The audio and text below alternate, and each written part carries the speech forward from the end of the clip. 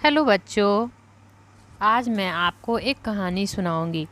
उस कहानी का नाम है संगति का असर। एक बार एक राजा शिकार करने के लिए अपने सैनिकों के साथ किसी जंगल से गुजर रहा था। दूर दूर तक शिकार नजर नहीं आ रहा था। वे धीरे धीरे घने जंगल में प्रवेश करते गए। अभी कुछ ही दूर गए थे कि उन्हें कुछ डाकुओं के छिपने की जगह दिखाई दी। जैसे ही वे उसके पास पहुँचे कि पास के एक पेड़ पर बैठा तोता बोल पड़ा, पकड़ो पकड़ो, एक राजा आ रहा है। इसके पास बहुत सारा सामान है। लूटो लूटो, जल्दी आओ जल्दी आओ। तोते की आवाज़ सुनकर सभी डाकू राजा की ओर दौड़ पड़े।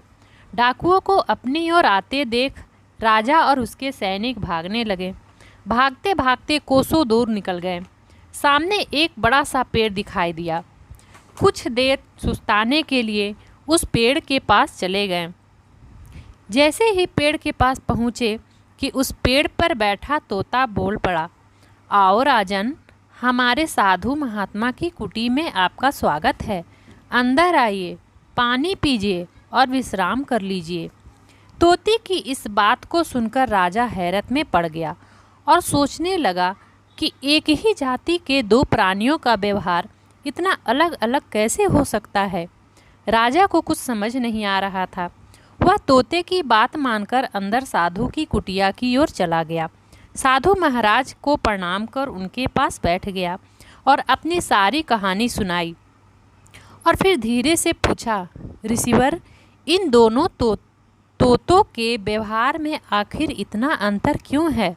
साधु महात्मा राजा की बात सुने और बोले, राजन, ये सब संगति का असर है। डाकुओं के साथ रहकर तोता भी डाकुओं की तरह व्यवहार करने लगा है और उनकी भाषा बोलने लगा है। अर्थात जो जिस वातावरण में रहता है वह वैसा ही बन जाता है। कहने का तात्पर्य यह है कि मूर्ख भी विद्वानों के साथ रहकर विद्वान बन जाता है, और अगर विद्वान भी मूर्खों के संगत में रहता है तो उसके अंदर मूर्खता आ ही जाती है। तो बच्चों, इस कहानी से हमें क्या सीख मिली? इस कहानी से हमें यही सीख मिली कि हमें अच्छों की संगति में रहनी चाहिए।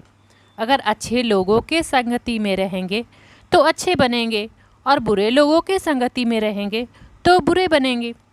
इसीलिए कहा गया है, जैसा संग वैसा रंग। Thank you.